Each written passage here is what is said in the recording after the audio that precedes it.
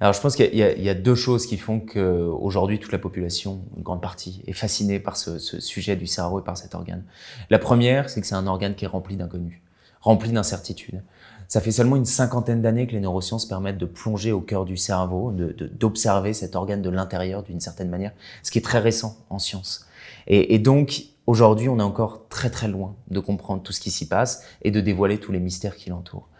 Et la deuxième chose, peut-être un peu plus malheureux à dire, mais c'est qu'on est toutes et tous assez égocentriques au final et qu'on a toutes et tous envie de comprendre comment on fonctionne, envie qu'on s'intéresse à nous.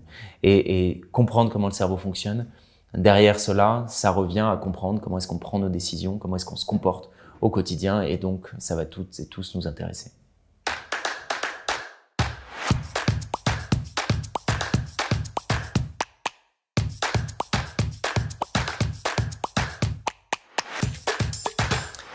Aujourd'hui, et particulièrement face aux transformations que vivent les entreprises et plus généralement le monde du travail, les sciences cognitives vont pouvoir amener deux choses capitales.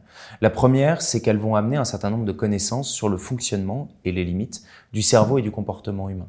Elles vont pouvoir nous éclairer sur la façon dont je vais pouvoir contrôler l'endroit où je porte mon attention, sur les leviers de ma concentration, sur la capacité que je peux avoir à réguler mes émotions et l'impact que ça va avoir si je ne le fais pas ou si je le fais mal. Sur les interactions sociales, à la fois sur les mécanismes sous-jacents à de bonnes interactions sociales, mais aussi sur les conséquences qu'elles vont avoir sur mes collègues si ces interactions ne sont pas efficientes, sur la capacité à prendre des décisions, à apprendre, à gérer l'incertitude.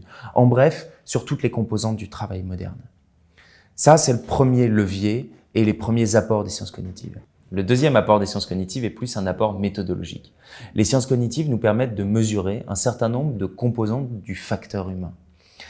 Là où il y a 5 ou 10 ans, les directions pouvaient se reposer uniquement sur le nombre d'arrêts maladie ou sur le turnover des salariés pour comprendre si les équipes allaient bien ou pas.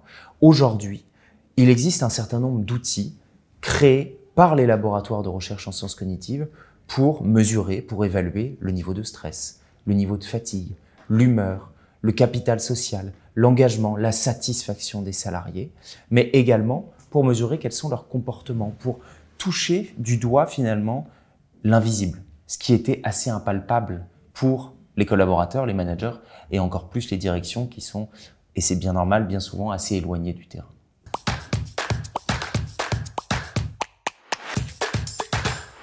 Pour développer une culture soft skills, c'est-à-dire pour finalement permettre aux salariés d'acquérir et de continuer à développer un certain nombre de compétences comportementales, la formation était évidemment nécessaire. Et aujourd'hui, on le voit, beaucoup d'entreprises, beaucoup d'organisations du travail mettent à disposition des collaborateurs et des managers un certain nombre de formations et c'est une très bonne chose pour pouvoir mieux se concentrer, mieux réguler ses émotions, mieux collaborer, mieux apprendre.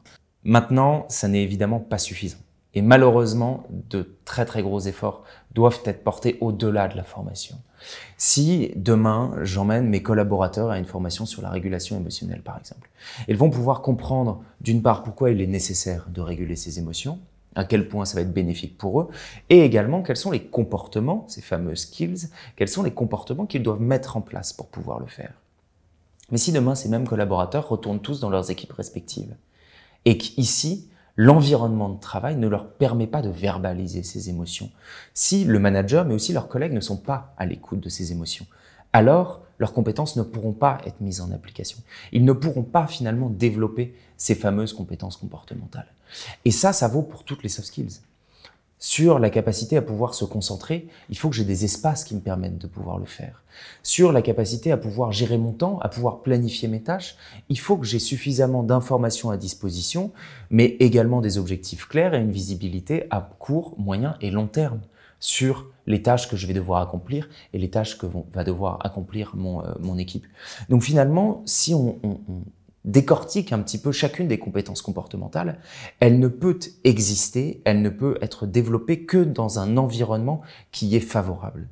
Et donc, il faudrait aujourd'hui que tous les efforts qu'on a mis sur la formation aux soft skills et qui continuent d'être menés, continuent de l'être, et qu'elles soient mises en place dans les organisations qui ne l'ont pas encore fait, mais que les directions, que la ligne managériale, que les directions immobilières, que les directions des services informatiques tout ensemble, puissent se poser la question de comment on peut construire un environnement qui va permettre à ces compétences dont on sait qu'elles sont clés pour le futur du travail, de vraiment éclore et que les collaborateurs puissent toutes et tous en profiter pleinement.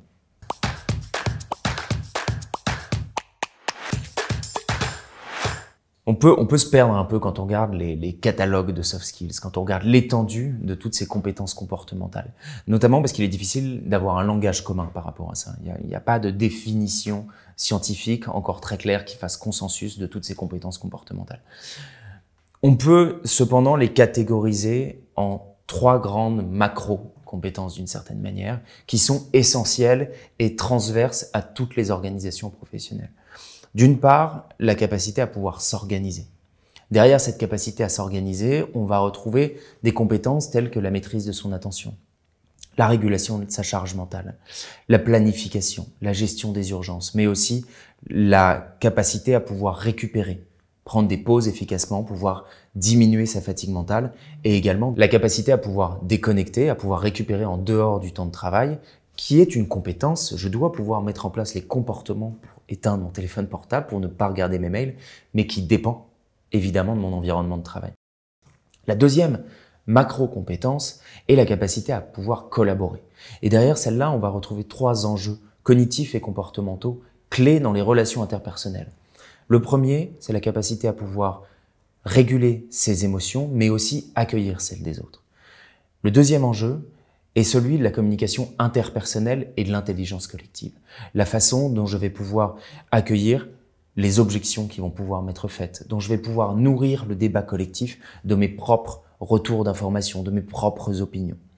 Et enfin, le troisième enjeu dans cette macro-compétence de la collaboration est celui de l'inclusion. La capacité à pouvoir inclure, accueillir les personnes avec lesquelles je travaille dans leur intégralité d'une certaine manière, avec toutes les composantes de leur personnalité et de leur vie personnelle. Et enfin, la troisième macro-compétence qui est parfois laissée un peu de côté, même si elle est de plus en plus importante dans le monde incertain dans lequel on évolue, c'est la capacité à pouvoir s'adapter. À pouvoir s'adapter aux évolutions de son poste, mais aussi aux évolutions de son organisation et même de la société. Et derrière cette capacité à pouvoir s'adapter, on va avoir 2 enjeux clés. La capacité à pouvoir apprendre. Et là-dessus, il y a un effort assez important qui doit être mis, puisque malheureusement, à l'école, on nous a rarement appris à apprendre, à avoir des stratégies d'apprentissage efficaces. Et la capacité à pouvoir gérer l'incertitude. Gérer l'incertitude de manière individuelle, pouvoir gérer ses états mentaux et les difficultés que ça peut engendrer, mais surtout gérer l'incertitude de manière collective.